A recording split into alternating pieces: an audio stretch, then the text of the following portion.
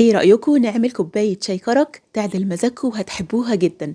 شاي الكرك مشهور قوي في الخليج، اليمن وعمان وكمان الهند. هو ببساطة عبارة عن شاي بلبن معمول بطريقة معينة تخليه كريمي، ومعاه كده تحبيشة أو توليفة من البهارات بتديله طعم وريحة روعة. هنعمل شاي الكرك بالطريقة الهندي والخليجي ونقارنهم ببعض، وهقولكوا كمان على كل البدائل اللي ممكن تحتاجوها. شاي كرك خليجي، في الطاسة هنحط معلقتين أو 3 كبار من السكر على حسب ذوقكم. على نار متوسطة بسيب السكر الأول كده من غير أي حاجة لحد لما يبدأ يتكرمل من الحواف. أول ما كده لونه يغير هبدأ أقلبه من المعلقة لحد لما ياخد لون كراميل. الكرملة دي خطوة اختياري، بس هي بصراحة بتدي طعم حلو قوي ومميز لشاي الكرك. نخلي بالنا اوعوا تحرقوا السكر علشان لو غمق هيمرر منكم. دلوقتي هنحط عليه كوبايتين من المية. ما نخافش لو مش كل السكر داب في الأول، هو مع الوقت وحرارة المية هيدوب خالص. لما بتنزلوا المية على الكراميل بيعمل تش كده ويفور، فخلوا بالكم واستعملوا طاسة تكون كبيرة شوية. التوليفة بقى أو تشكيلة البهارات دي حاجة ترجع لذوقكم، كل واحد وليه طريقته. أنا هحط قطعتين من الزنجبيل الطازة، ممكن نستبدلهم بربع معلقة صغيرة من الزنجبيل البودرة، وحوالي 3 أو 4 من قرون القرنفل، ومعاهم 4 أو 5 من الحبهان.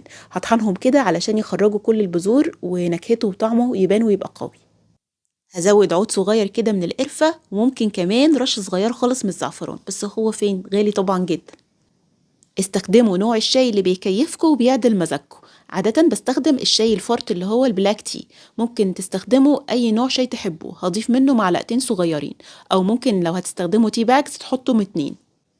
هنسيب بقى الشاي والبهارات ياخدوا ويدوا مع بعض، يغلوا على النار من 5 ل7 دقايق لحد ما ريحتهم تملى المكان. الكرك الخليجي بيميزوا جدا الطعم الكريمي لأنهم بيستخدموا لبن مبخر. اللبن المبخر غير اللبن المحلى المكثف، ده لبن كده بيتبخر من السوائل ويتركز من غير ما يبقى معاه سكر. هقول لكم على البديل بتاعه كمان شوية. أنا ضفت على المقدار ده تلتين كوباية من اللبن المبخر. هنهدي النار ونسيبه يغلي كده على روقان حوالي 8 أو 10 دقايق، أو لحد لما تلاقوا إن قوام اللبن بقى كريمي وتقيل شوية.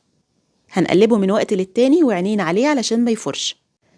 ايه بدايل اللبن المبخر؟ اول حاجة ممكن نغلي اللبن بتاعنا العادي لحد لما يقل للتلت. ممكن كمان نخلط اللبن والكريمة قد بعض، يعني نص لبن نص كريمة. او ممكن تجيبوا كوباية اللبن وتزودوا عليها معلقتين 3 من اللبن البودرة. لو استخدمتوا اللبن العادي مش هيديكوا كده الطعم الغني العميق بتاع الشاي الكرك. واكيد طبعا بنصفيه في مصفى ضيقة عشان نتخلص من التفل ومن كل البهارات. ولما بقى تيجوا تصبوا الشاي في الكوبايات، حاولوا ترفعوا البراد لفوق كده علشان لما ينزل في الكوباية يعمل الوش والرغاوي التحفة اللي انتوا شايفينها دي. شاي كرك هندي. لو مش عندكم لبن مبخر ولا عايزين تستخدموا كريمة، جربوا الطريقة دي. لتر الا ربع من اللبن او تقريبا 3 كوبايات، يكون لبن دسم كده عشان يديكوا طعم حلو. هنزود عليهم كوباية او 2 من المية على حسب ما انتوا حابين الشاي يكون دسمته عاملة ازاي. هزود معاهم 5 أو 6 فصوص من الحبهان المطحونين كويس.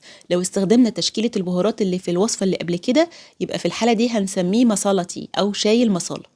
هنزود معلقتين كبار من الشاي، أو ممكن تضيفوا 3 أو 4 أكياس من الشاي على حسب انتوا حابينه تقيل قد ايه. هنسيبهم على نار هادية، نقلب كده من وقت للتاني علشان اللبن ما يعملش قشرة من تحت. بعد الغليان هنحسب 10 دقايق علشان اللبن يقل وكمان البهارات طعمها يبان. واكيد طبعا عينينا عليه علشان ما يفرش، كل وقت والتاني كده نديله تقليبه. بعد ما غلي 10 دقايق هنزود في الاخر خالص السكر على حسب ما تحبوا، انا زودت 4 معالق كبيره. ونقلبه كده ونسيبه يغلي كمان 3 دقايق. اكيد طبيعي بعد الغليان ده كله اللبن يعمل قشره معانا.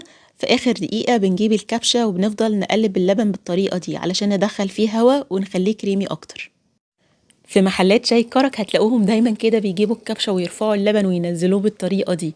طبعا الطريقتين أحلى من بعض، جربوهم هما الاتنين وقولوا لي أنهي واحدة عجبتكم أكتر.